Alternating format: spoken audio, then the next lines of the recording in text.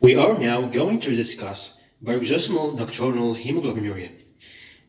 Paroxysmal nocturnal hemoglobinuria is some sort of intravascular hemolysis.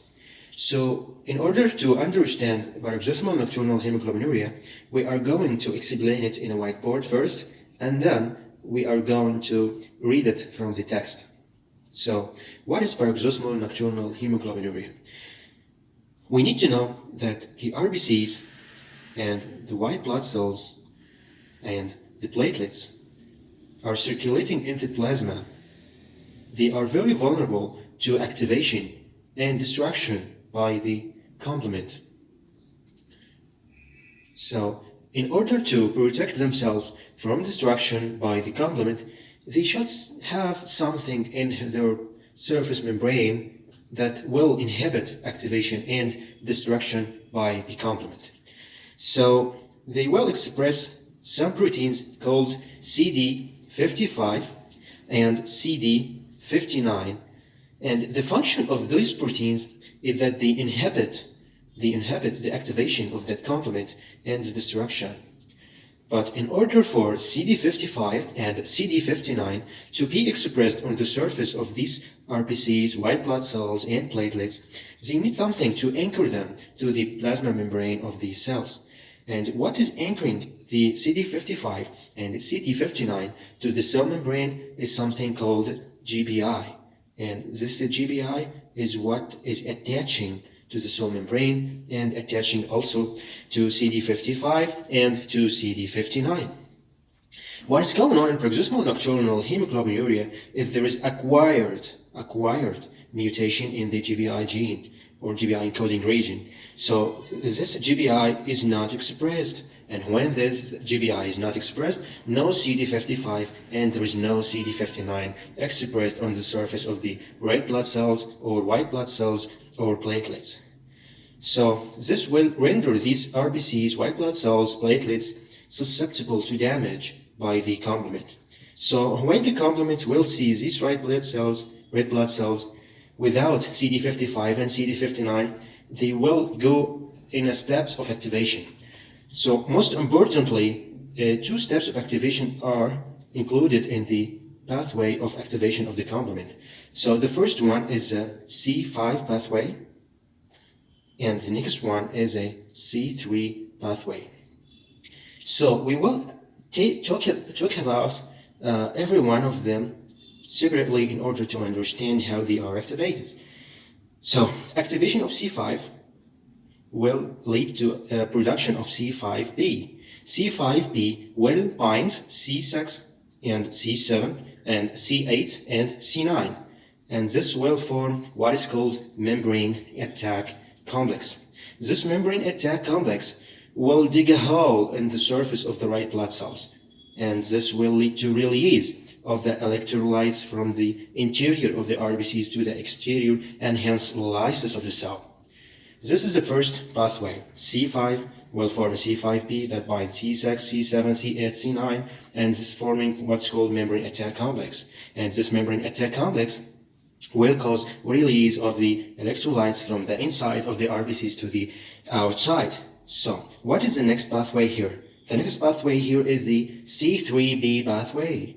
And important to know that C3 will form C3b, and this C3b will bind the surface of the RBCs. It automatically binds the surface of the RBCs, and when the RBCs will find its way to the spleen, they will find what's called macrophage. The macrophage will bind to RBCs that is found on their surface, C3b. So phagocytosis will occur and hence extravascular hemolysis. So there is two important pathways of the destruction of the red blood cells, white blood cells, and red blood cells and platelets. The membrane attack complex, and this is intravascular, and the C3b pathway, which is extravascular. Okay, so is the loss of expression of GBI is sufficient for paroxysmal nocturnal hemoglobinuria to occur? And the answer is no. Interestingly enough, GBI mutation, which inhibits the expression of GBI on the surface, is normally found on in the normal population. So there is something else that should happen in order for paroxysmal nocturnal hemoglobinuria to manifest in these patients. So what is going on here is there will be another thing, and that thing is there should be aplastic anemia concomitant with the GBI mutation in order for paroxysmal nocturnal hemoglobinuria to exist. Let's assume that this is the bone marrow, and the bone marrow we say that it's acquired mutation. So we are expecting that there is normal myeloid stem cells and the abnormal myeloid stem cells that is found or that are found on the bone marrow. This small proportion of the abnormal myeloid stem cells are insufficient for clinically apparent paroxysmal nocturnal hemoglobinuria. In order to be apparent, T-cell abnormal response of T-cell against the normal myeloid stem cells that are GBI positive should occur. So when the normal myeloid stem cells are knocked out, like here, the abnormal myeloid stem cells will take over the place of the normal myeloid stem cells. So we are expecting the normal the bone marrow like that, seeing that 80% of bone marrow are abnormal myeloid stem cells that are GBI negative. So once the GBI negative myeloid stem cells are present excessively in the bone marrow, here they will be produced in the circulation in a large amount of RBCs and white blood cells and platelets that are GBI negative. And these GBI negative are susceptible to destruction by the complement.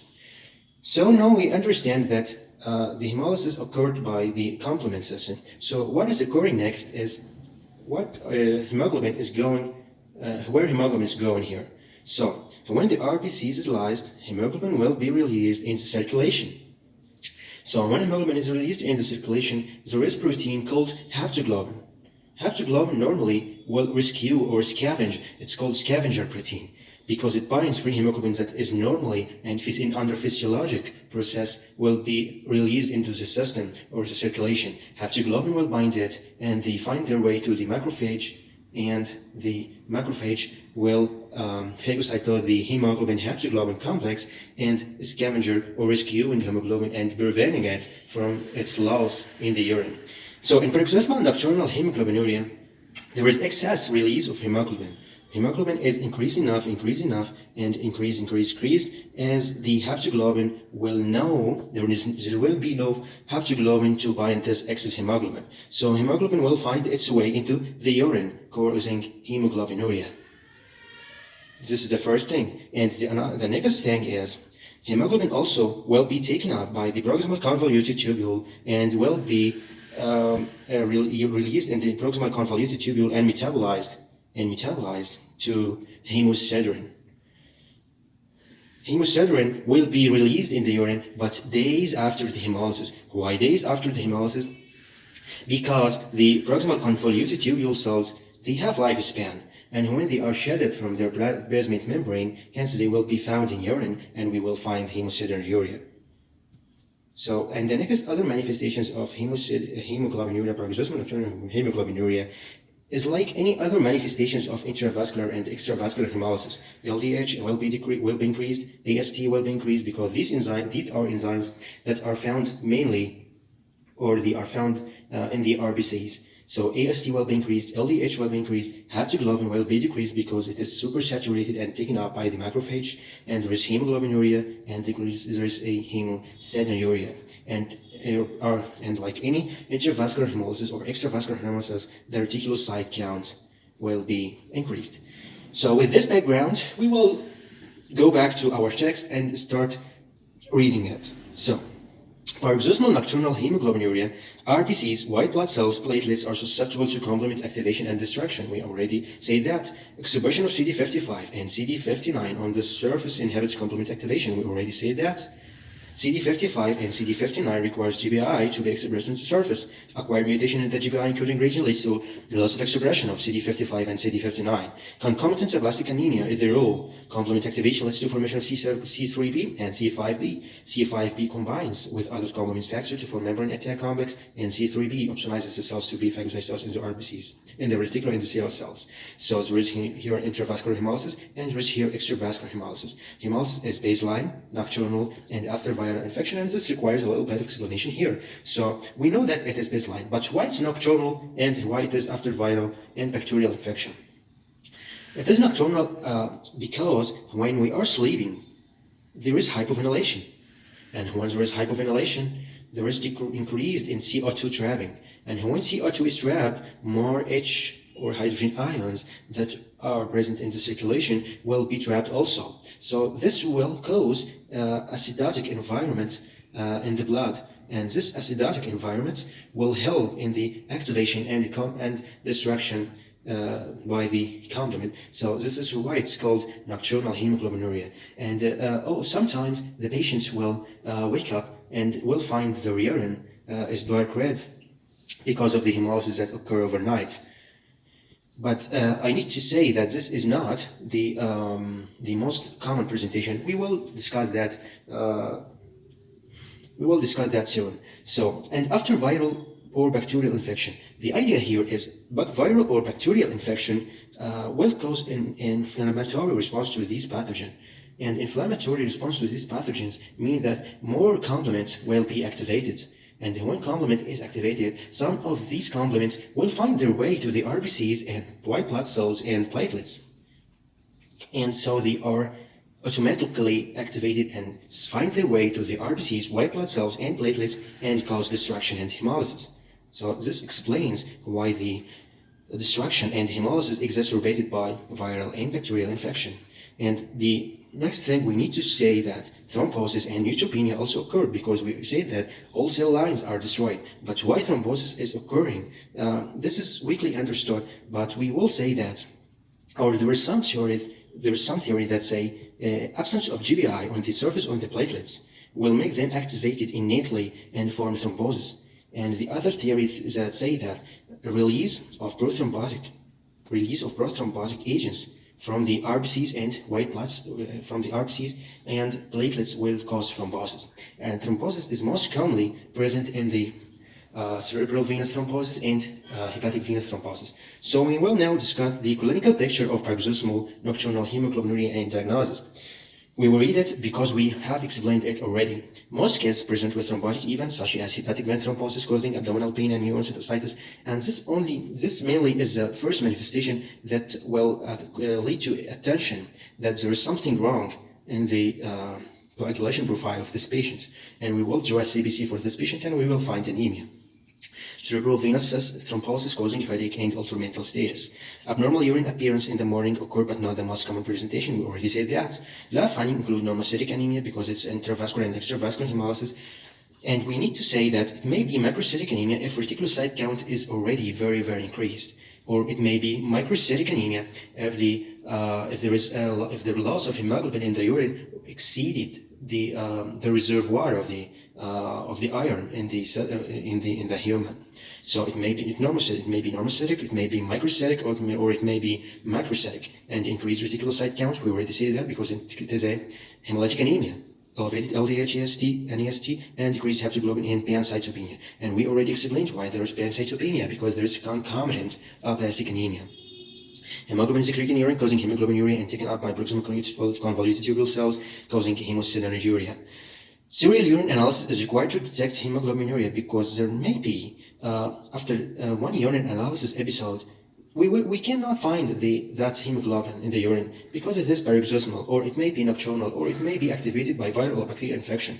So there may be sometimes we will not find hemoglobin in the urine. So we need serial urine culture. We will need serial urine analysis in order to detect hemoglobinuria. The definitive diagnosis is acidified glycerol lysis test and flow cytometry. The idea here is when we cause acidosis in the acidified serum glycerol lysis test, we will make an acidotic environment, and this acidotic environment will activate the complement and causes hemolysis. The next idea here of is flow cytometry, it as detects CD55 and CD59. So absence of CD55 and CD59 on the surface of the white blood cells and red blood cells and platelets will conclude the diagnosis of the paroxysmal nocturnal hemoglobinuria. So what is the treatment of paroxysmal nocturnal hemoglobinuria? Eculizumab is a monoclonal antibody that targets C5, so inhibiting the MAG pathway. So inhibition of the membrane attack complex pathway will not prevent hemolysis, but it will decrease hemolysis. Why? Because the C3 pathway is still working. Because we said there is two pathways for activation of the complement, the C3p pathway and the C5p pathway. So it decreases the need for transfusion, but does not eliminate the need for it because the C3p pathway is already activated.